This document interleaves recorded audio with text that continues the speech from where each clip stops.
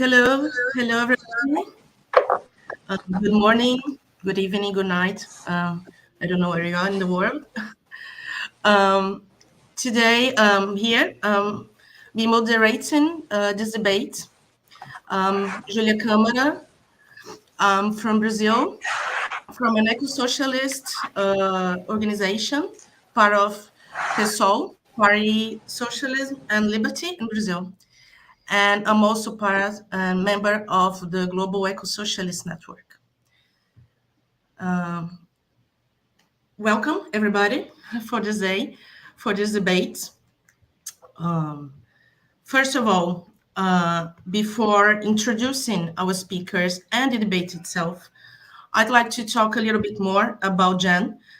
The Global Ecosocialist Network is an international association of socialists formed in response to the catastrophic ecological crisis that are rapidly involving the world.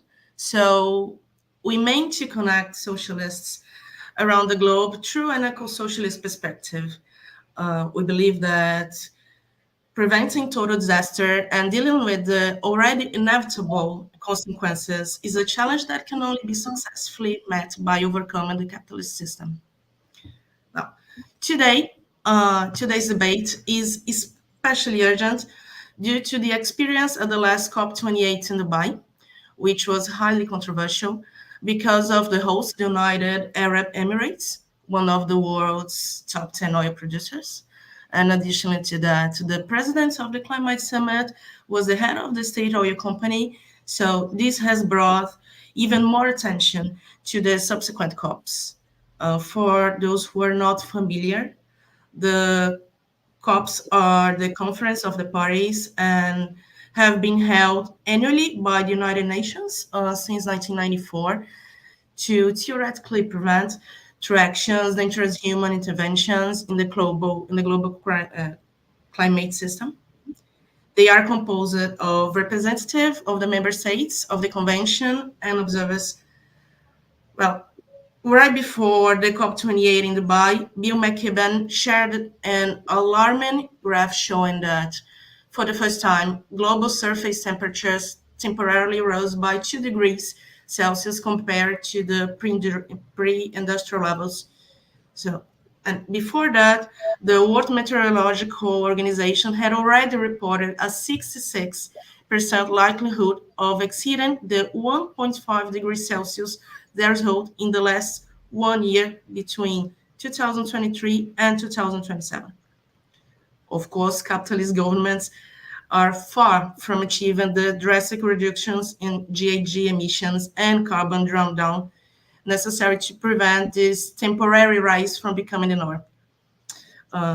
The environmental destruction caused by wars, by occupations, and the military-industrial complex is also increasing this crisis. This year, we'll have COP29 held in Azerbaijan, and the year next, in 2025, it will take place on Amazonian soil, more specifically in the city of Belém, Brazil. To help us gain a more concrete understanding of what it means to participate in this event, its limitations, and even reasons why we might choose not to engage in COP-related activities, we have today two speakers, Asad Rehman and Alice Gato. How will this work? Asad and Alice will have each 10 minutes to defend their positions, and afterwards, they will have each 5 additional minutes for rebuttals. And then we have questions from the audience. So we encourage you who are watching this to participate with comments and questions in the chat. And I'll be reading that later for Asad and Alice. Okay? So let's begin with Asad. Asad Rehman is the executive director of What I Want, a movement of people working to end global poverty and human rights abuses. I think we can go now. The floor is with you, Asad. Thank you, Julia, and great to spend this time with you. So let me just maybe, I suppose, start from the point that, we come from the movements, right? Came and into this climate space from the struggles of our peoples in anti-colonial and anti-imperialist struggles, from the whether it was the anti-globalization movements in the 1990s of stopping the G7 and the G8 to the anti-war movements. So many of us have always understood, and we recognize this is always a question really about how do we build power. I don't think it's a question of whether you're inside this space or not. I feel, frankly, I think that's a false paradigm, and it's one that we've debated. I mean, right back to 2007, we were debating this question, and I don't think it's the answer has changed very much. Look, we haven't got a long time, so we all recognise, as you set out, this is a global crisis, and it requires a global solutions. We know this can't be won only at the nation state.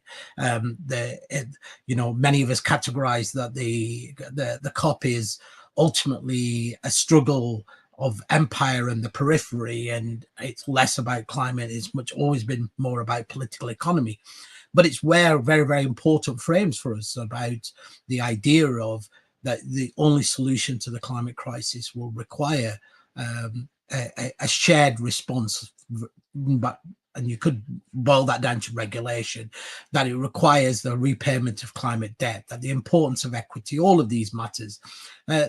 We know that none of these things can be resolved simply at a local or a national state.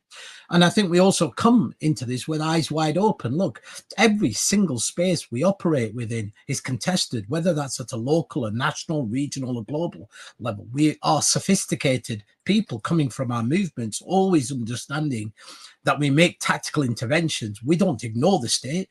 We don't say, well, we wish the state didn't exist. We recognize what it can be, whether it's an important place for framing a discourse, a narrative, or for winning at least some semblance of some outcomes, and whether that's the framing of climate justice or loss and damage, or even the understanding that the climate crisis is not a crisis about carbon, but some fundamentally an intersectional crisis of capitalism. We need a just and equitable transition. These are all things that have come and been fought over in that climate space.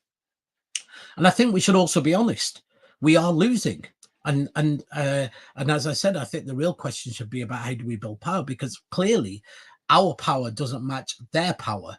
And and we all know, if we were taking a clear-eyed view on this, that simply resistance in terms of site battles isn't sufficient for us to win at the scale and within the time frame that is needed. And this was why the COP has been always manifestly very, very different to our response that we used to have in the 1990s, for example, around the WTO and the IMF and the World Bank, where we were seeking to delegitimize and stop them. Here we actually want something to happen. We want something to take place. And of course, in that, there are questions, and very legitimate questions, and I look forward to having the conversation. Why haven't we won the license for social transformation? And where we have won license for social transformation, and of course, Julie, you know this very well, whether that was Bolivia back in the Alba days or Colombia to now, and even Brazil, you could say, what's common, even when our movement of movements has been able to propel climate and inequality and structural analysis of what's going on, the global space is still key. The biggest question, for example, in Colombia is not whether you have a political government willing to transform the economy, is does it have the resources to be able to do that? How does it break away from the dependency of the global north? And all of these big questions. And ultimately, we know that's why all of those progressive governments have always relied on us also to be in those spaces. Look, no, and I think we should also just nail on the head this question. Nobody's asking the whole of our movement to focus on the COP. It's never been the case. In fact, we've always said, and it's always been true, that only a part of our movement needs to actually bring the demands and views of our grassroots movements into those spaces. but the rest of us should be focusing on winning in our own national context. So, I mean, ultimately, whatever crisis and analysis we have about the COP in itself is a reflection of the reality that across the whole world, we're seeing a rise of either climate denialism, far-right populism, or even social democracy, the social democratic forces unwilling or unable to take action on climate. Yet the debate often gets boiled down to is unhelpfully, should we be leaving this space? Fundamentally, I think that's wrong. We have an accountability to our people and people on the front line. And as you were saying about the importance of limiting temperatures well below 1.5, we know the clock is ticking. And so what does that actually then mean if we leave? Well, frankly, if we're also being very, very honest, we have about 30,000 people who attend climate conferences from civil society organizations. To be honest, only a very small percentage of those are actually climate justice groups. And we leave, and what? That's exactly actually what rich countries want. Rich countries always hated the fact that the COP has every country in the world represented, and it has space for civil society, whether that's watching the negotiations, helping, supporting developing countries, or making interventions. And of course, that's not the only thing that we do there. We do actions, direct actions, interventions, framing on both climate and, of course, wider issues, as we saw in Dubai around Palestine. It's the place where, of course, we hold our own government's feet to the fire. It's often an opportunity for many of our movements to be able to, name and shame their own governments. It's where we are able to frame the media. It's the largest climate event still with the most high-profile global media narrative. And our narratives, whether it's been around carbon markets, offsets, the failure of rich countries to act, that's where we have laid much of that framing. And of course, it's important as in another sense that it's still the space for us to organize. It's the largest gathering of climate justice groups still that we see. And I'll say this anecdotally, there were a part of our movement who after 2007 very rightly said, look, our main site of contestation is no longer going to be the COP, it's going to be site battles. And many groups did that, and quite rightly, and that was great. But many of all those same groups are also now coming back to the climate negotiations and saying, even if I'm not involved in the negotiation bit, I still see huge value in our organizations and our movements being here. So the real question is going to be is how do we use the COP space? And as Julie, as you know, I mean, I doubt there is a movement in the world or a social movement in the world, and including in Brazil, that is not thinking about what do we do? What does it mean for us when the COP30 takes place? And this is true of movements always in every region, right? It becomes an organizing moment, both in a national context and a regional context. We saw it when we organized here for COP26 with the UK. You saw it also at COP28, despite all of the restrictions from the Dubai COP in terms of being in a petrostate. There's still the importance of us organizing around Palestine and bringing that view and making Palestine center stage at the COP was a reflection of our power of our movements in the region. So I think I'm not sure how long I've got left. So I mean, and even the question about maybe the question about, well, look at it's terrible. The COP was in Dubai and now it's going to be in Azerbaijan. Well, name me a country which is legitimate to host the COP, that is able to host the COP. Brazil. Well, Brazil is still expanding its fossil fuels. The UK, Poland, Germany. So this is the reality of every single country in the world, that we know that the corporate interests and fossil fuel interests are shaping our national politics. So I think for me, navigating those spaces and those challenges just mean that's the reality of the world we're in. And so the question we should ask ourselves, the most important, is how do we weave our movement of movements together to become much more powerful, and to remember the warning. Look, we have many of our movements at the WTO. We have many of our movements at the World, at the FAO, the World Food Organization, and much of that and the decisions which affect our people and our communities are made behind closed doors with very, very little spotlight being shone on them. And our movements there wishing that they had this strategy of both inside and outside power, and outside power being able to connect and converge to deliver the demands and the outcomes that we needed. I think that's 10 minutes. 10 minutes. Yeah, you were very good at this. You used your 10 minutes. Thank you so much, Asad. And now we have Alice. Alice is a militant from the Portuguese organization Climaxico, and was organizing and present at the conference Solidarity of the Earth to boycott COP28. So she'll have 10 minutes as Asad, and then I'll call Asad back. You can go now, Alice. I will be showing the time here in private for you. Hey, thank you. Well, first of all, thank you for the invitation. And I really liked the framing that Asad did about the questions about how do we build power. And I will also be addressing this question. But first, I think it's important to understand, like, the question I would add, what are we building power towards to? So before talking about COP itself, I will just talk briefly about climate crisis and capitalism. Because right now we know two things. We know that in one side, we are entering into uncharted territories of climate and social breakdown. And science tells us that to stay below 1.5 to 2 degrees Celsius and ensure a livable planet, we need to cut half of global greenhouse gas emissions by 2030. And the second thing that we know is that climate crisis is caused by capitalism, which is everything and everyone as a commodity to profit from. And capitalism will not solve this crisis because it can't. So, and these two sets of information are really heavy for us to carry at the same time.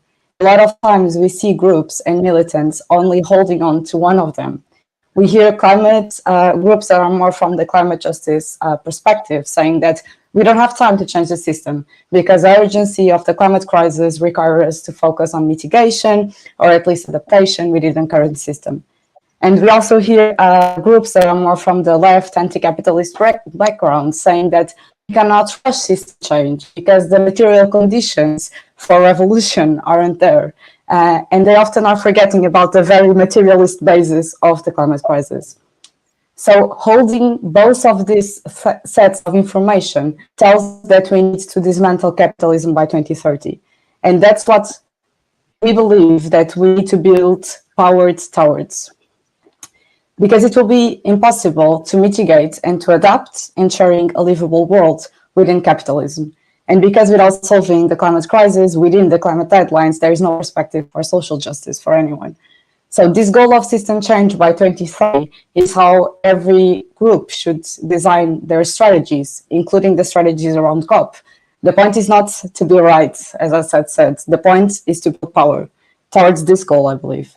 So I should make clear that strategies around COP is less than 10% of the work that Cosimo is doing at this goal at an international level. It's just one of the possible intervention points for this.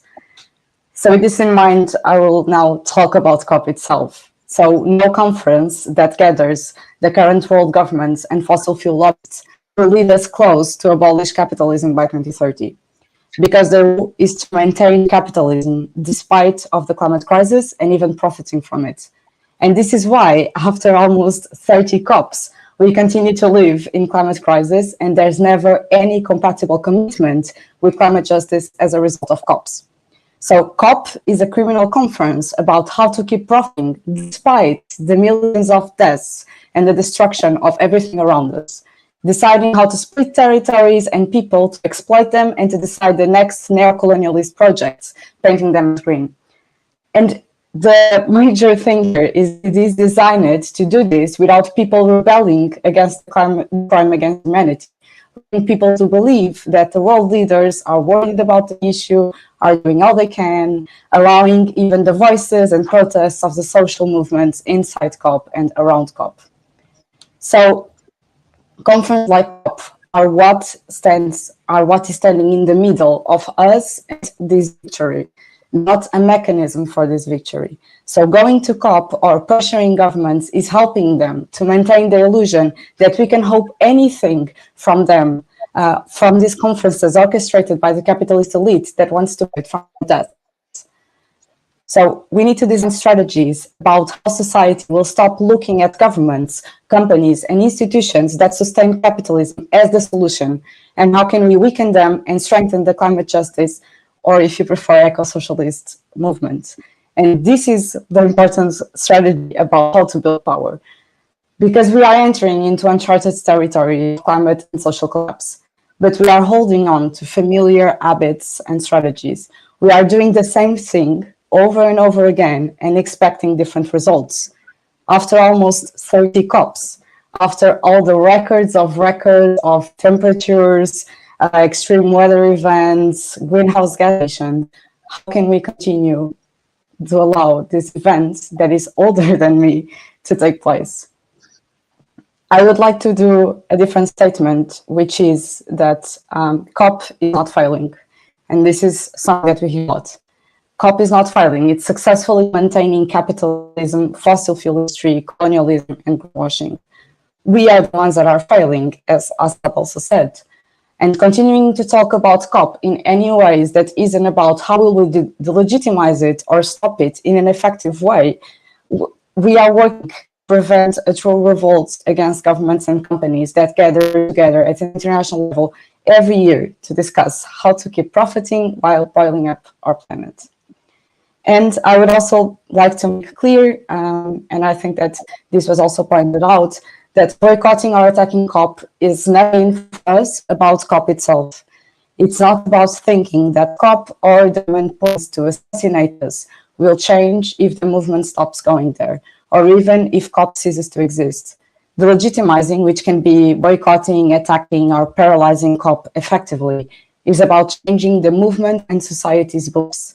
Accepting that, in the first place, governments and companies are killing us deliberately and coordinately, and they won't stop. Second, although they are the ones to blame, we are the responsibles to stop them and to achieve climate justice. And thirdly, that we, the people, have to execute system change by 2030. And everything that the climate or social justice or eco-socialist movement is doing needs to be directed towards that. And we need to break old habits, take risks, and stop getting distracted. So what we should do around that. In 2020, we in Climax launched the Glasgow Agreement, saying already at the time that institutions wouldn't solve the crises they're created, that they only serve to maintain this illusion that something is being addressed to us for this issue. And 200 groups got together at an international level to do an action plan to cut emissions with their own hands.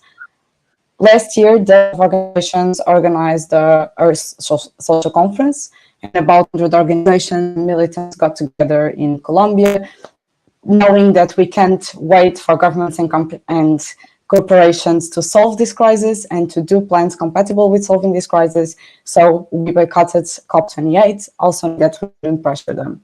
And from there came in new proposals for the youth movement, the process of starting a new conference, and also the proposal to create an international ruptural coordination. And through this process, some groups agreed to plan internationally to execute system change by 2030, except we need to be more agile, more flexible, more ambitious, and invest for international coordination. But I know that this was all insufficient.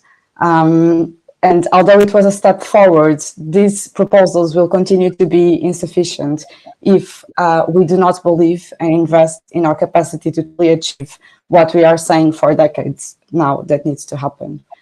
So as we keep asking every group to continue to boycott or to start or to use other ways of delegitimizing these criminal spaces, if there are other realistic plans, not necessarily related to COP at all, to stay below 2 degrees Celsius and achieve climate justice, we also want to listen to them and to work with them.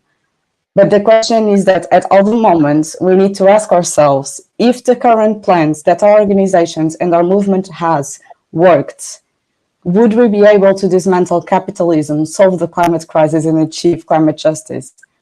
Not a single part of that plan that I've heard so far includes going to COP.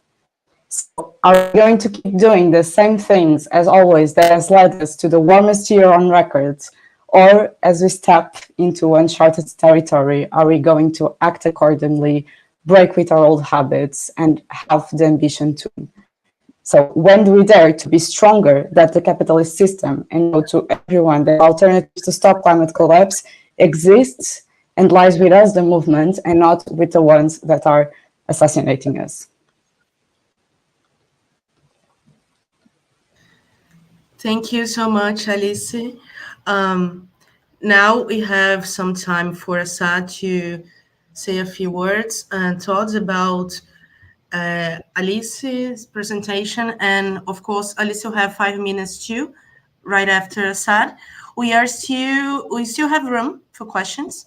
So if you feel like it, you can make questions or commentaries uh, in the chat, and we'll be reading right after the rebuttals. So, Asad, I'll be telling the time right here on the chat, on the private chat. You have access to that. So you see how many time you still have, okay? You have 5 minutes now. You can go. Sure. Okay. So, you know, I didn't spend a lot of time trying to unpack the climate crisis. Look, you know, when we helped found the climate justice movement, right, when our first conference back in 2001, you know, the movements, whether that was the environmental justice movements or the global south movements that came together, you know, okay, we use the word eco-social now. I mean, we were always anti-capitalist in that sense. You know, the coining of the word system change, not climate change, our structural analysis of climate, that this was not simply about carbon, it was about the global economy, has been the framing, right? So we have no different differentiation and disagreement about understanding both the scale, the structural reasons for this crisis. But I do worry that sometimes we get distracted about 2 weeks that take place every year, which is the COP, and rather than asking ourselves, what about the rest of the 50 weeks? Why haven't we won at a national level, right? Why haven't we won at a local level? I mean, you know, the same criticism we can make of the COP, we can make of ourselves. Why is it that after 120 years of, let's say, left movements, we haven't been any closer to winning the anti-capitalist movement, right? In fact, why is the far right now winning everywhere, from Modi in India to Milei in Argentina to the fascists who will come across Europe in the European elections?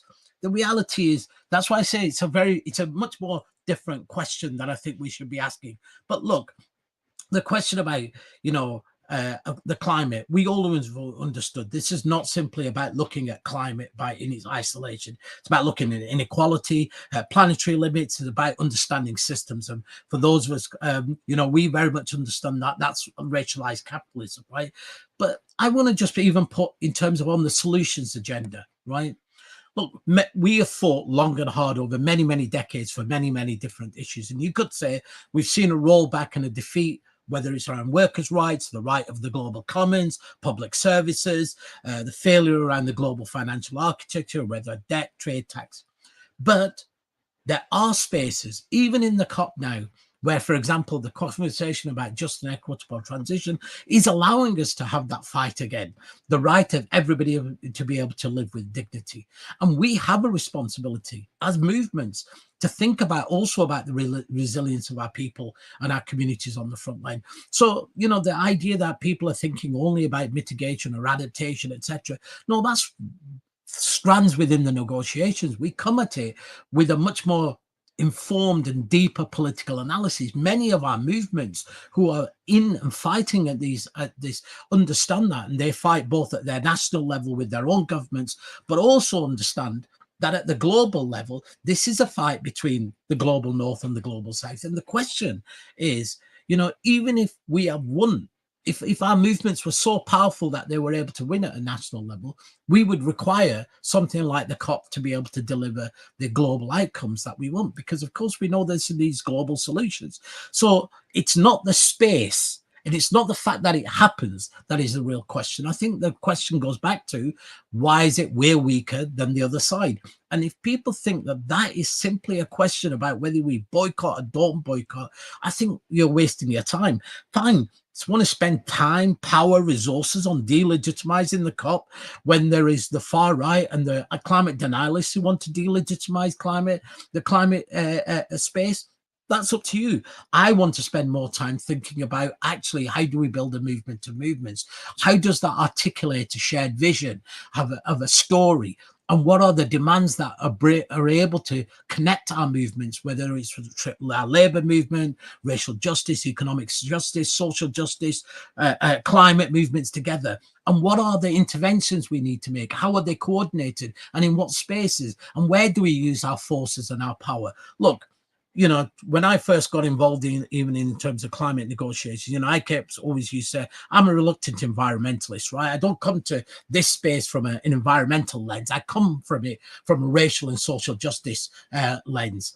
And the question we've always understood is that even in the limited space that in the COP, if we are not able to put hundreds of thousands of people out on the streets, you know, of course we're not going to win on the inside. So why haven't we been able to put hundreds of thousands of people on a regular basis? Even just looking at these last 7 months of Gaza, we have to say, you know, we have put millions of people out on the streets, you know, literally week after week, and yet the global north continues to arm Israel, be complicit in genocide. We've had international ICJ rulings, we've had the International Criminal Court saying that they're going to issue arrest warrants. That doesn't mean that then we say, oh well, none of that matters, right? Or we haven't worked. It doesn't mean that we accept defeat. It means that we actually then go back and say, well, how do we tactically use and build more power? And that for me is why it's this framing of leave or stay is just totally the wrong question. I think the question really should be on our mind is how do we weave a compelling narrative that wins social license from our working class movements? And if we aren't able to answer that and answer the question that the Gilets jaunes posed when they took their protests against the carbon tax, that the elites worry about the end of the world and we ordinary people worry about the end of the month, if we don't have an answer to that of both a political and an economic able to win the power of our movements to that, then we can't. And I just want to end one thing. I mean, I was read something that Alice said about the Portuguese elections, right? Where, of course, it's within living memory, we've ended a fascist dictatorship. You didn't say this is not a call to give up on democracy. Quite the opposite about the Portuguese elections. And you could say exactly the same argument. Why are we failing to win in those democratic processes? So of course we have to redouble our efforts, and we have to be honest and interrogate our politics and our visions. But this is a much deeper question about, I think, about the weakness and structural weaknesses of our movements. Thank you, Asad. Listen, yeah. Alice, you have 5 minutes for review tools too. I mean, if you need, I can give you some extra time, just like Asad. So now it's with you. You can go. No, I think it's fine. I think that me and Asad will have plenty of opportunities to keep discussing about staying, living, COP strategy for the movement and so on, and that it's more interesting to have more time for other questions. I didn't understand the last thing you said about the Portuguese elections because language too fast and so on. But answering about other stuff that you were saying, I agree with you with a lot of things that you were saying. I agree with you that we, the movement, are failing and have structural weaknesses. I agree with you that staying or leaving COP debate or strategies around COP are not the main priority or the main strategies about how do we win and how to build power within 5 years to the system change that we need to do. But I think that the question here is that system change or climate change should be seen for all of us as a directive of what we have to do. And the strategies that we have, all of them need to be aligned towards that goal. So if this debate is about COP itself and how does COP fit into that process of what the movement should be doing to gain power towards that. And I'm not saying that the strategies to win will necessarily be related at all to COP, but if we are thinking of COP in a strategical way in that sense, then the only thing that makes sense is to use it as an opportunity for people. And I'm not talking about the movements that go to COP. I'm not talking about the groups that go to COP. I'm talking about the general public. The general public still considers the governments and the companies as the ones that are responsible to solve the climate crisis. And the question here is that although they should be, although they are to blame for this crisis, they cannot be pressured into reason. They cannot be seen as representative of the people's will. They are not going to solve this crisis, and expecting them to do so is the same thing as expecting a war criminal to stop causing war, or expecting a Portuguese dictator to give us more democracy. If they are causing this crisis, if they are causing this war against our lives, then it is our responsibility to stop them. And using COP can be a way of showing that, okay, they are not going to solve this crisis. The movement is the one that is going to build the necessary strategy, implement the necessary strategies to take us out of here. So using COP, it's not in the sense of COP itself. It's not that if we don't go to COP, or if we attack COP, we are going to change the results of the negotiations. We know that's impossible.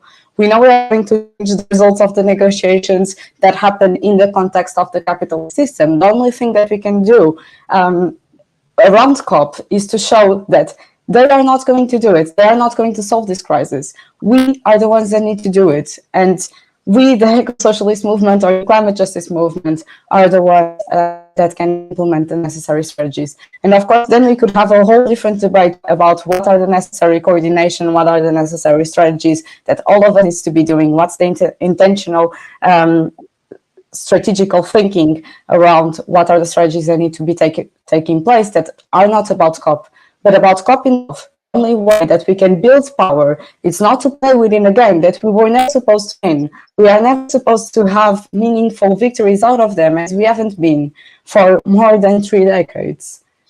So the question is strategical as well. It's about how can we use this, as you were saying, spotlight of media attention of this place where a lot of people are going, but also that the whole world is watching at them, to say that the answer to system change lies with us and is necessary. Okay. So I guess now we have questions for the audience. I also have questions myself for both Asad and Alice. Let me see. Here in the chat, I'll read for you the first questions, okay? And there's a commentary here too. And then we can move on for like more 5 minutes each. So first, Paul Murphy is here. And the question is for both speakers. What do you think of the idea of trying to build a fossil fuel non-proliferation treaty, either parallel to or in contestation with COP process? So that will be Paul Murphy's question for both of you. There's a commentary on Demand Better World. It used to be a choice between socialism or barbarism. In just 100 years, capitalism have turned the choice into socialism or extinction. And of course, you can comment on that too. There's this question about united against racism. Climate change is certain to create more forced migration and climate refugees. The states have implemented horrible border policies. Are the far-right forces benefiting from these failed policies? And I'll just finish with Alicia Ritchie. The narration wins because it's only one streamed. It's a regime, and movements have no space for their voice to raise and reach people. There is no democratic and inclusive confrontation. So we'll finish with this now, for now, and then you have 5 minutes each. We can come back later with more true questions, something like that. And you can summarize it. You can finish this. Okay. So who would like to start? I mean, can we keep the way we were? Asad first, and then Alice. Would you like to change for a bit? Okay, so let's go with it was on paper there. Asad, you have like 5 minutes now. I will tell you on the chat. Sure. So the question about, I think about the from Paul about the non-proliferation treaty, I think is a really interesting one, right? I mean, you know, it came up through from some climate justice groups working around this, because of course, you know, the narrative, particularly in the global north around climate, was simply to say it's about fossil fuels and we just have to say no, without thinking about the questions of equity, without thinking the questions of energy poverty, without even thinking about how does, you know, countries in the global south, which are locked into commodity dependency, have the ability to be able to shift away from the use of fossil fuels. Where's the finance, the technology, where are all of these things going to come from? So those questions are absolutely very, very important, and I think the fossil fuel treaty is a useful frame to help move, particularly global north climate movements, which have gone from a simple no and then a simple yes. Everything's about 100% renewable energy without thinking about extraction zones, sacrifice zones, material limits, on all of those questions. But all the same questions apply to about the treaty, right? Where do we have power? Where do we win it? What global space will you get the treaty won on? And if we could win the treaty, then we would have won what we want at the COP. So to some extent, I think it's an intervention and a useful one, and it helps move the framing around fossil fuels, which of course the global north have been trying to frame as largely being about, you know, it's all about coal, because that's largely global south. It's not about oil and gas in the global north, and try and, you know, talk about them as being sequential steps rather than we need to end fossil fuels and that needs to be ended fairly.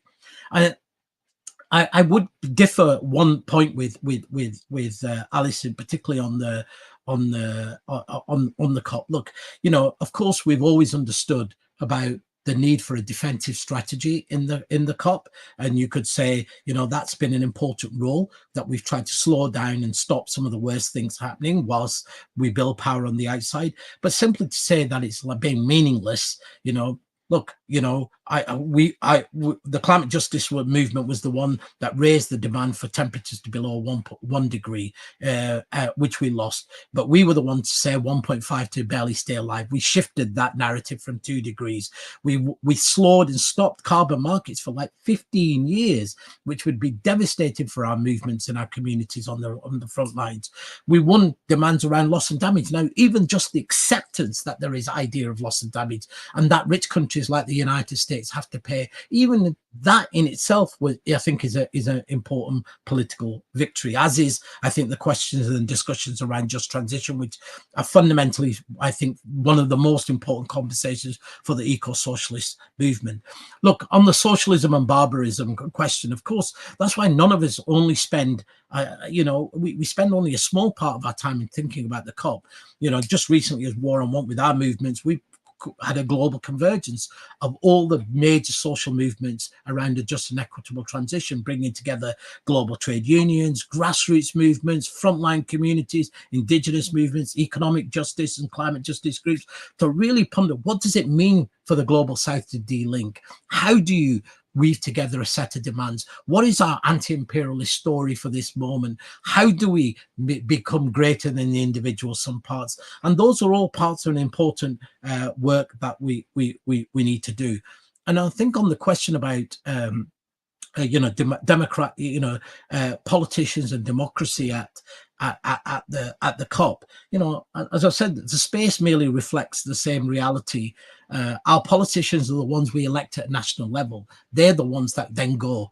The power of our multinationals is won at the national level. So the question we should be asking ourselves is, how is it our governments go to the COP with the interests of corporate elites and corporations and big business rather than the interests of people? And then we could say, well, that is because we've not won the right government. So then the question is, why aren't we winning the right governments? So I think it's a deeper question in terms of that.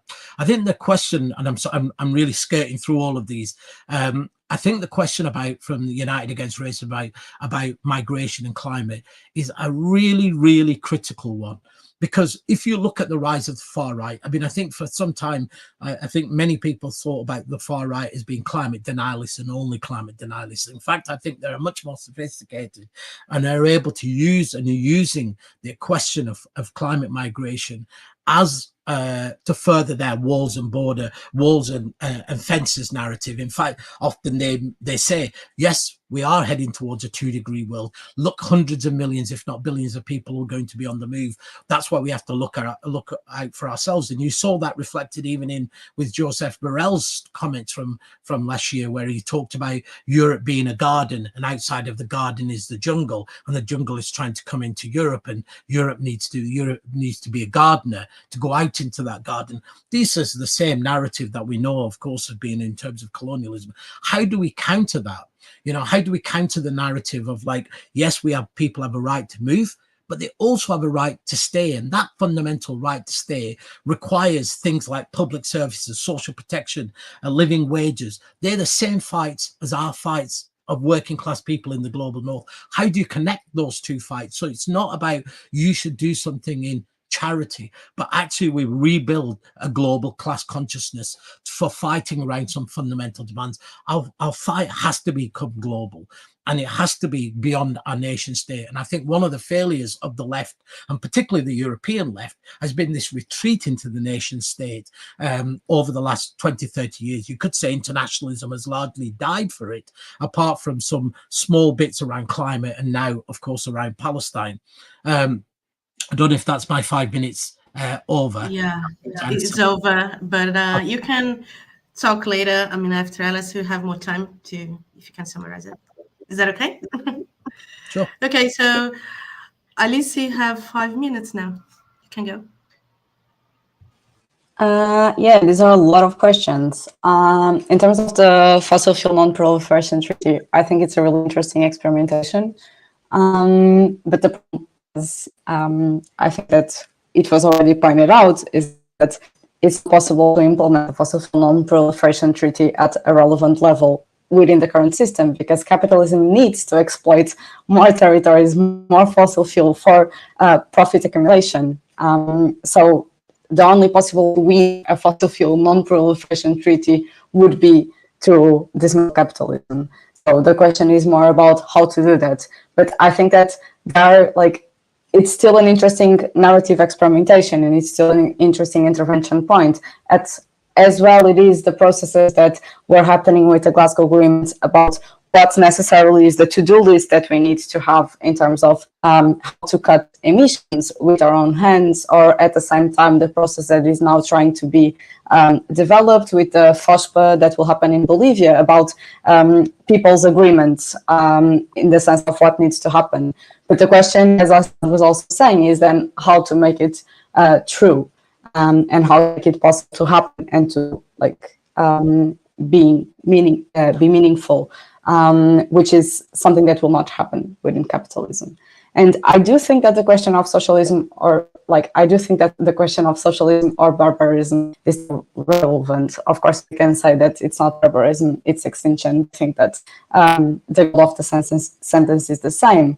And I think that one thing that was also said in Buenos Aires that was really interesting is that we are already living under barbarism.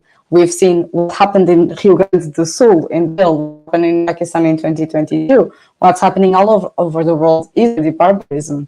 And the question is that if we do not achieve do not achieve this underlying question of socialism or barbarism, if we do not achieve socialism in the decade, I don't think it will be possible to later on do it. I think that this is the most interesting thing about the climate crisis, that it actually puts a deadline of the anti-capitalist struggle that has been going on for centuries. And we do need strategies that are according to that reality. And in this same sense, I think the question about the far right is also interesting because obviously that the climate crisis is connected with refugee crisis. It's connected with the increase on the far right. But I think that the question is that the far right, and I'm obviously speaking from the Portuguese context, and I'm not familiar with all the contexts over the world, but I think that in Europe in general, this is very much a reality, that the far right is benefiting from a space where it sees itself as the true anti-establishment. And of course that they are lying, of course that they are the guards that will protect the capitalist system, but at the same time, the left has abdicated and has relinquished of its anti-systemic feature and has relinquished of its goal to win and to pose itself as radical, and it's moderating itself in order for people not to go far right and to say, hey, like this is we are already living in hell, but extreme right is going to be the 7 degrees of hell. While at the same time, the extreme right is saying, no, we can take you out of this hell. And the problem is that we are not offering these solutions, we are not offering these alternatives, we are not believing in ourselves, positioning ourselves, and doing a right polarization towards left and true solution to the misery of the people. So I think that in a lot of sense, the far right increase is very related to the incapacity of the left to adapt to the current context and to be bold to say that we can get out of this. And I think that this moderation is also what we've been having towards COP. We are not putting a bold enough position of, hey, this is not working, let's try something completely new, and we can fail. And I think that the question is not that it's ensured that we are going to win, but we are very, very afraid of failing currently. We are not taking risks and trying to do new things. And I don't think that this is something that is reasonable emotionally right now for the current state of climate crisis that we are living. We need to do stuff that we have never done before and never tried, and that it can fail, and learn from mistake and then fail forwards. But the problem is that we are having strategies around COP and around very other processes for decades now. And these strategies are failing. And yes, maybe we are avoiding 3.6 degrees instead of 3.7 degrees, but this is not the movement we want. We need movement for below 2 degrees Celsius, and we don't have that movement. We are a movement of each fraction of a degrees better, and this is not something that it can be tolerated right now. Thank you, Alice. I will keep it for now. Okay, I mean, sorry for saying at the time like this. You can, of course, talk more. You have more like 7 minutes each. I'll just read one more question. I have one question too, but let's see what you have here. We have a question from the Flood. This question is for Asad. To what degree do you think COP is a democratic forum? So that's for Asad. I also have a question, a commentary and a question. Well, it's about let's start with the indigenous movement here in Brazil. So this indigenous movement has gained strength in recent years. Obviously, that's because of the climate collapse and how it affects the populations that protects nature. So, of course, there's a spotlight on that subject, but also because of the attention that the indigenous movement here in Brazil is like that, receive outside the country. So this has led even to the establishment of a Ministry of Indigenous People in Brazil. Of course, you have Amazonia here. And the indigenous people, they are the movement that support this, that protects it. But it's obvious that the indigenous movement here in Brazil, they have a spotlight. Some figures like Sônia Guajajara, for example, has. So for today, what would be a possible platform to have like Sônia Guajajara, if not in spaces like COP? Maybe that's a question more for Alice, but I'd like to hear it from Asad too. And I would also like to ask you, how do you see the co-optation of social movements by the green capitalism also, and how we can work on this? And if possible, if you can talk a little bit about the sectors and in the working class that you think they are more preeminent, and you can see a perspective of building, because you've talked a lot about building, and I agree a lot with this. So where do you say we should put our energy and to see this building, this rebuilding? So I guess that's it. We say with Asad and Alice. Would you like to change, Alice, for now? You can answer first. There are Can you questions. repeat the last thing that you said? I'm sorry, I didn't understood. Sorry? The last question that you said, I didn't understood. Can you Okay, repeat? I was saying that, well, we have like sectors of the working class that are more preeminent right now. I mean, on this fight that we have on climate change and the environmental collapse. So what would you say that are the sectors that we should be, of course, we have to organize all of the sectors, but how do you see in a perspective of this fighting? How can it, what class, what sectors of the working class would you be looking for, looking and seeing, well, we have something to do here right now. And Susan also asks in terms, and that will be our last question, because I know you have a lot of questions. I'll give you a little more time, don't worry. In terms of a strategy, what are your thoughts about building a grassroots people climate summit in Brazil around November 2025 COP meeting? Okay, so you can start. Would you like to start, Alice? Is that okay? Sure, I'm fine. I'm fine either way, yeah. Okay, so in terms of the question of like what would be the size of Soneca Jajara, for instance, if not in COP, like there is something that Asad said on the beginning that I would speak it again, which was that like even if we win or when we win, we will still need a space like COP.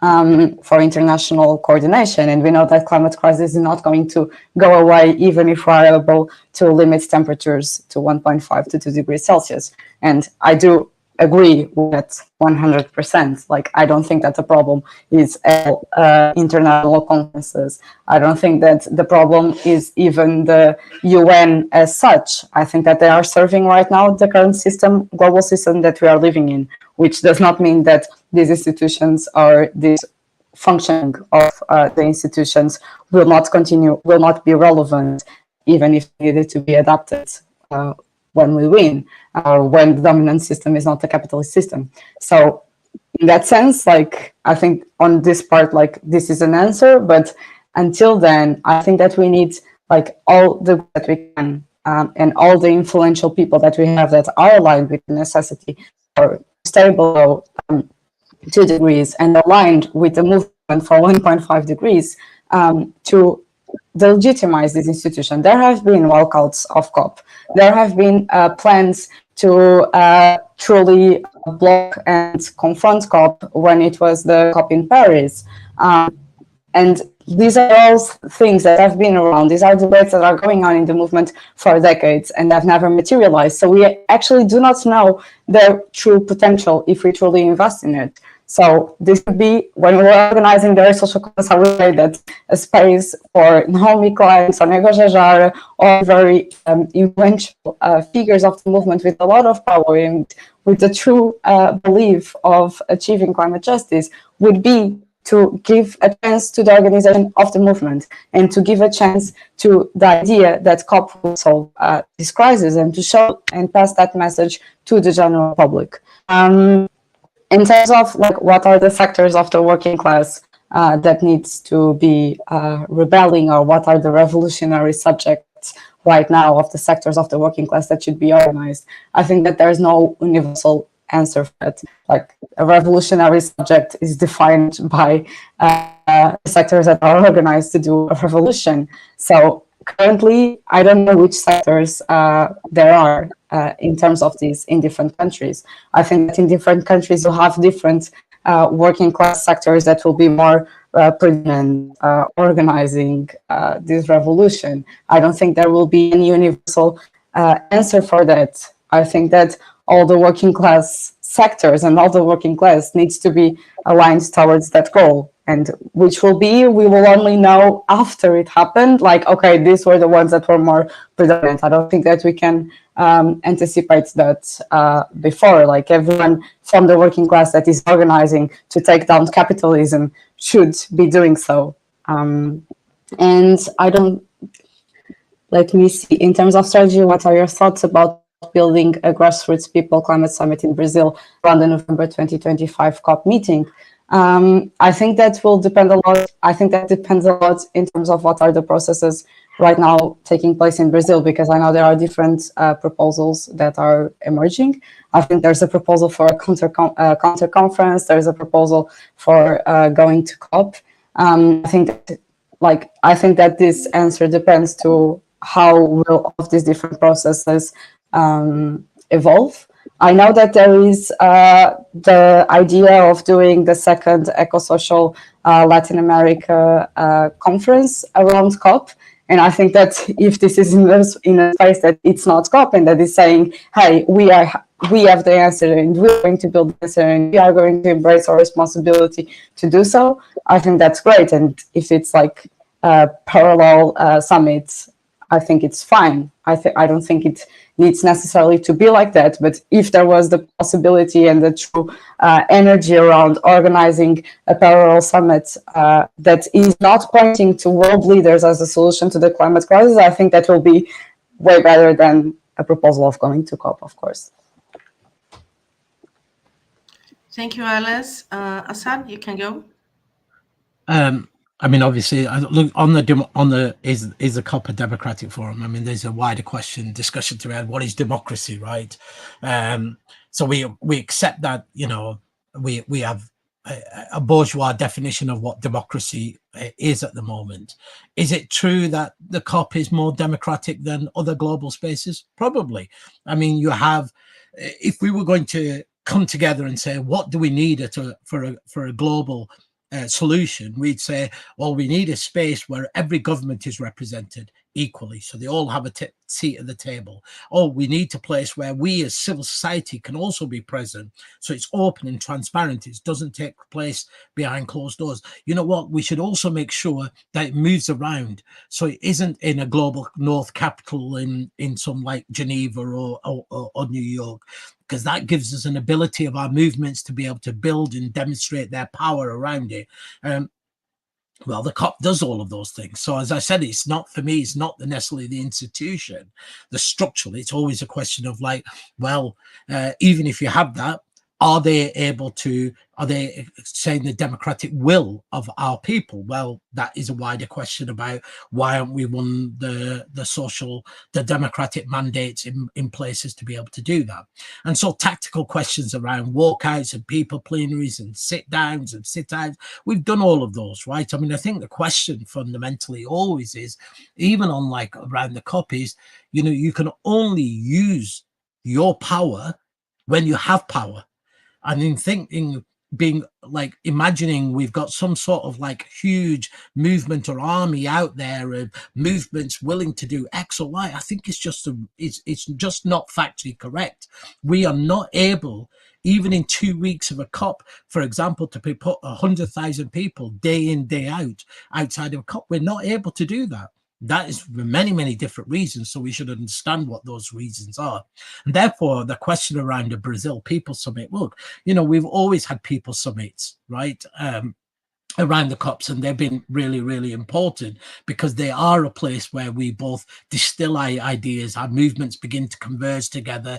They have and understand both how to affect both the inside and the outside. So for me, it's always a question of and, not or. Because I think the moment you set up it as being or, I think it's a fundamental mistake. I mean, Julie, you mentioned around indigenous rights. And of course, look, you know, fundamentally, the right to territory and land rights is we know is critical to both protecting our ecosystems and of course, and our climate more broadly.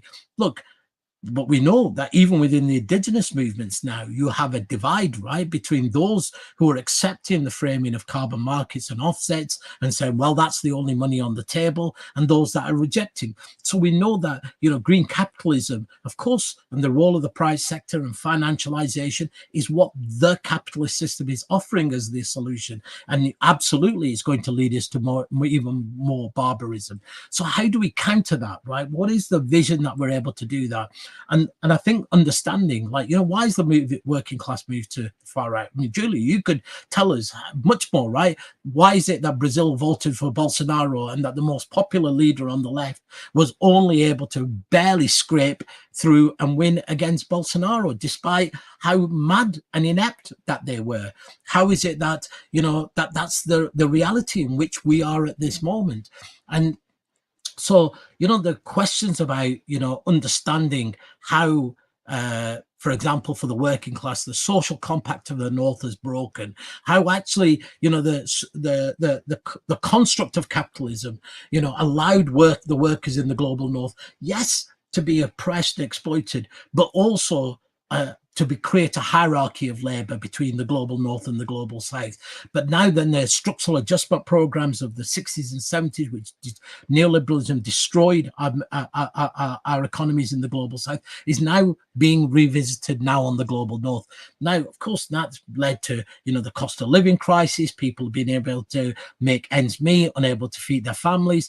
How do we weave all of this together, you know, to make the right to energy and right to food, the commons and living wages and social protection part of our framework again? And I look back at our social movement history, right? And when you think about whether it's about the Bolsheviks at the beginning of the last century, or the movements that we had of the left in the Asian subcontinent around Roti Kapra Makan, which was like house, clothes, food, or even the Islamists in the recent decades, the idea and the ability to be able to, you know, to develop not just a political frame, because the Bolsheviks didn't win by saying Lenin, what is to be done, but about boiling down a set of demands that met the people's material needs. And you know, whether it was the Bolsheviks talking about land and peace and bread, or the Islamists talking about justice and bread, the left has lost its ability to be able to frame that narrative, and the right actually have been much more successful at being, and I agree with Alice, of being seen as the anti-establishment, of being the sigh of the oppressed of the working class, and saying we have the answer because these people don't have the answer. And of course, you know, the anti-Muslim, anti-migrant narrative is really, really an easy one and it's compelling, but they've tied that together with a genuine economic injustice narrative. And it's ironic that they pose themselves as being against the establishment and being anti-elite, when of course that they are part and parcel of that same elite. So I think there's a structural and big question: why has the left failed, and what has happened to our movements that we're no longer able to be, as Mao said, a fish amongst the people and build that kind of constituency amongst our own class. So, you know, making random demands like, you know, if we call for a general strike tomorrow, well, how many people would take strike if we haven't got powerful unions, if we're not organized in our unions? So for me, the sectoral question is more a class question. How do we rebuild international class solidarity? The question of solidarity is the most important question in its framing that we should just be looking at and thinking about. Why has our strategies failed, and how do we build strategies that are able to move us forward? And in that, I have immense hope, because you know, when the IPCC issued its AR6, the last climate report, it ended with saying change is now inevitable. The only question is what kind of change, and it is really the important question. And from us as eco-socialists from the left, the question is also to add on to that, and who pays the price? And we know that it's going to be the poorest and the workers and most marginalized. How do we weave together those questions about the cost of living crisis, the climate crisis, the crisis in terms of exploitation and extraction together? And I see a lot of hope, even in, for example, around Palestine, the fact that most of our climate justice movement has understood that this is a fight together and is now increasingly present. How we're weaving demands around divestment, about ending complicity in apartheid and genocide with our demands around climate, broadens and develops and brings new actors and new parts of our movement together and begins to create a whole new narrative. And I think that's what we have to do. For me, you know, the words climate justice have been as co-opted as everything else. They become empty. So we have to have a new vision, a new set of narrative that are able to do that in this moment. Thank you so much. I don't know if you, the two of you, want like 1 minute or two, because you don't have much time to say final words, final remarks, or if that's okay. Would you like to say something, Alice? Or is that okay? Yeah, I think that the question here is, I've still not understood by the end of this 1 hour and 10 minutes how will to COP help us to build power. I know how not going, or it's not just not going. I know that how having the narrative or showing to the general public that they are going to this crisis and we are the ones that are responsible to do so is going to help us to build power, because it will say that they don't have social legitimacy to keep doing what they are doing. But I still not understand how will going to help us to build power. I've not understood how for the last 30 years, having been at COP every year helped us to stay below 2 degrees Celsius by 2030. It may be help with other more smaller demands, but to this overall goal of changing the system and to stay below 2 degrees Celsius, it hasn't helped. We are failing. So I think that the question here is that we know for sure that this is not leading us there. And it's not. Like, we have been doing this, we have tried this for a long time, and it hasn't led us there. So I think that the question is right now, going to here, knowing, and we all know that after COP29, emissions will increase. After COP30, emissions will increase. How is that not wasting our resources and wasting our time and wasting our brains in thinking about strategies? So I think that is a distraction that we are doing and that we need to stop doing.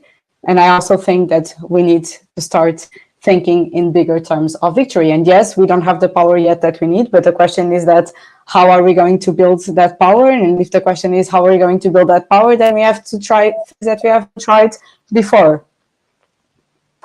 Okay. Thank you, Alice.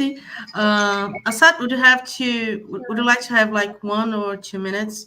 Sure. So I mean, the fact that, for example, you know, for the last hour and 15 minutes we've been discussing the COP is exactly the why I get frustrated around this question, right?